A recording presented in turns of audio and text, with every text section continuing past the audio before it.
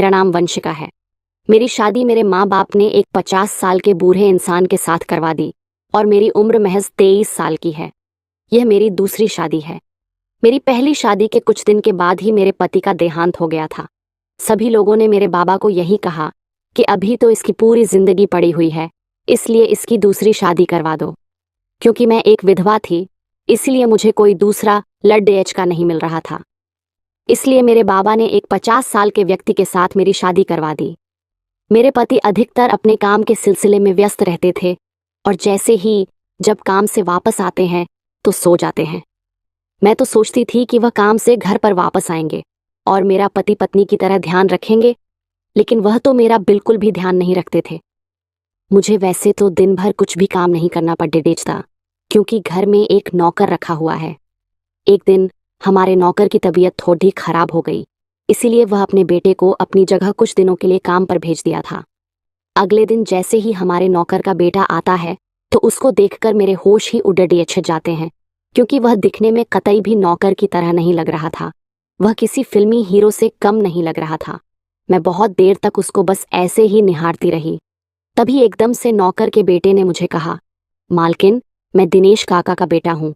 पिताजी ने मुझे यहाँ पर काम करने के लिए भेजा है।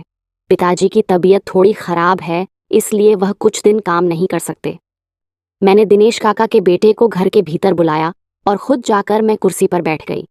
मैंने दिनेश काका के बेटे से काफी इतराते हुए पूछा, तुम्हारा नाम क्या है और तुम्हें काम के सिवाय क्या क्या करना आता है? तभी दिनेश काका के बेटे ने कहा, मालकिन, मेरा नाम गोपाल है। मैं घर का सारा कामकाज बहुत ही अच्छे से कर लेता हूँ। तभी मैंने गोपाल की तरफ शरारत भरी हंसी हंसते हुए कहा, अच्छा, घर का काम तो कर लेते हो, लेकिन तुम्हें यहाँ मालूम है ना, घर का काम करने से ज्यादा जरूरी अपने मालिक और मालकिन का ध्यान करना होता है। क्या तुम अपनी मालकिन का ध्यान रख पाओगे? तभी गोपाल ने हैरानी के साथ मुझसे कहा, मालकिन, मैं अपना काम पूरी ईमानदारी के साथ करूंगा और कोशिश करूंगा कि आप लोग मेरे काम से खुश रहें। फिर मैंने गोपाल को उसका काम समझा दिया। अपना काम पता चलने के बाद गोपाल फौरन ही अपने काम पर लग गया। मैं अधिकतर बैठी हुई गोपाल को बस ऐसे ही देखती रहती थी। एक दिन मेरे पति को काम के सिलसिले से शहर से बाहर जाना था, लेकिन मेरे पति इस बात से बहुत परेशान हो गए।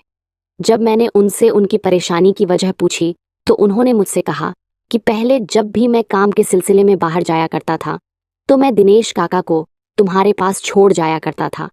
मुझे किसी भी तरह की कोई फिक्र नहीं होती थी। दिनेश काका का नाम सुनते ही मैंने अपने पति से कहा, अरे कोई बात नहीं, दिनेश काका नहीं है तो गोपाल तो है ना, आखिर वह भी तो हमारा नौकर है। वह मेरा ध्यान रख लेगा और उसके होते हुए आप फिक्र क्यों करते हैं? मैं अपना ख्याल अपने आप रख लूंगी। फिर मेरे पति ने गोपाल को उसका काम समझाकर और उसे हिदायत देकर कि वह मुझे कर कहीं पर भी न जाने दे और मेरी सारी बातें माने, इतना कहकर वह काम के लिए निकल गए। अपने पति के जाने के बाद मैं अपने रूम में आराम से लेट गई।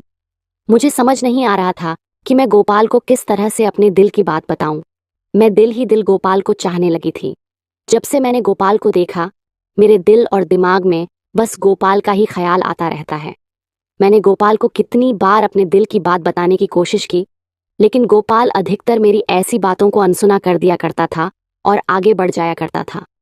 मुझे समझ नहीं आ रहा था कि मैं गोपाल को किस तरह से गोपाल को एकदम पति की तरह बनाऊं। फिर मेरे दिमाग में एक विचार आया। मैं फौरन अपने बिस्तर से उठी और रूम से बाहर निकलकर सीढ़ियों से उतरने लगी, क्योंकि मेरा रूम ऊपर है और गोपाल नीचे किचन में सोता है। सीढ़ियों से उतरती हुई जानबूझकर सीढ़ियों से नीचे गिर गई और सीढ़ियों से गिरती हुई मैं जोर जोर से चिल्लाने लगी।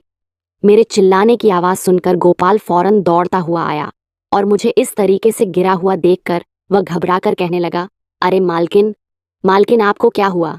मैंने रोते हुए गोपाल से कहा। गोपाल, मैं नीचे पानी पीने के लिए आ रही थी तो अचानक से मेरा पांव फिसल गया और मैं सीढ़ियों से नीचे गिर गई। मेरे बहुत दर्द हो रहा है, मैं उठ भी नहीं पा रही हूँ। गोपाल ने मेरी हालत को देखकर मुझसे कहा, मालकिन, आप होले होले करके उठने की कोशिश कीजिए और अपने रूम में चलिए, फिर मैं फौरन डॉक्टर को बुलाकर ले आता हूँ। लेकिन मैंने गोपाल को झूठ बोलते हुए कहा, नहीं गोपाल, मुझसे कतई भी नहीं उठा जा रहा। तुम ही मुझे मेरे रूम तक लेकर के जाओ, वरना मैं यहीं पर पड़ी हुई मर जाऊंगी। जब गोपाल के पास कोई उपाय नहीं रहा तो उसने मुझे अपने रूम में पहुंचा दिया। सच बताऊं तो गोपाल मेरा एकदम पत्नी की तरह ध्यान रख रहा था। वह मेरा इतना ध्यान रख रहा था कि आज तक मेरे पति ने भी मेरा इतना ध्यान नहीं रखा। अब मुझे ऐसा लग रहा था कि जैसे मेरे जन्मों की ख्वाहिश पूरी होने जा रही हो। गोपाल को देखकर ऐसा लग रहा था जैसे मेरा गोपाल को इस तरीके से देखना उसे अच्छा नहीं लग रहा था। फिर गोपाल ने जल्दी से मुझे रूम में पहुंचा दिया।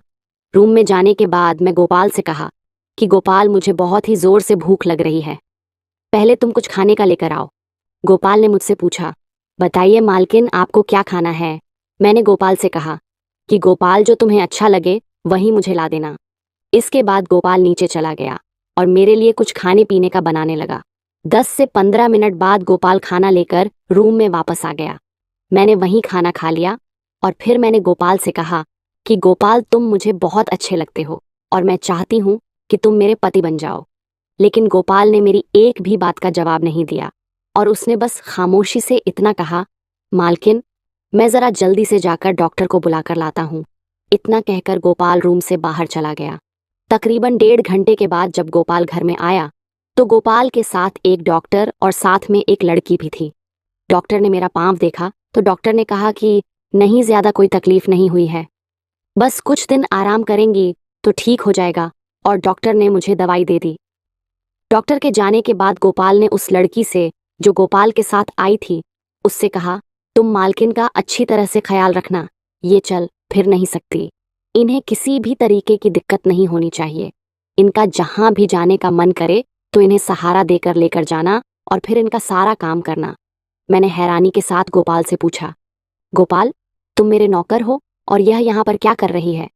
तभी गोपाल ने मुझसे कहा, मालकिन, यह मेरी बीवी है, यहाँ पर मालिक तो है नहीं और न ही इस घर में कोई औरत है जो आपकी देखभाल कर सके, इसलिए मैं अपनी बीवी को यहाँ पर ले आया हूँ ताकि वह आपकी देखभाल कर सके। फिर गोपाल ने अपनी बीवी को मेरे लिए गर्म पानी करने के लिए कहा। जब गोपाल की बीवी चली गई तो गोपाल ने मुझसे कहा, मालकिन, हम लोग गरीब जरूर हैं लेकिन हम अपनी मान मर्यादा में रहना जानते हैं। मैं एक शादीशुदा हूँ और मैं अपनी बीवी के साथ कभी भी धोखा नहीं कर सकता। आप अमीर लोग हैं, आप लोगों में धोखा देने का रिवाज होगा, लेकिन हम गरीबों में ये रिवाज नहीं है। फिर गोपाल इतना कहकर वहां से चला गया और उसके बाद से गोपाल की बीवी ही मेरी देखभाल करने लगी। गोपाल घर के काम करता और गोपाल की बीवी मेरी देखभाल करती और इस तरह से गोपाल को पति बनाने की इच्छा सिर्फ इच्छा ही रह गई। तो दोस्तों, वीडियो अच्छी लगी हो तो चैनल को सब्सक्राइब जरूर कर दें। मिलते हैं अगली वीडियो में, तब तक के लिए love you and take care.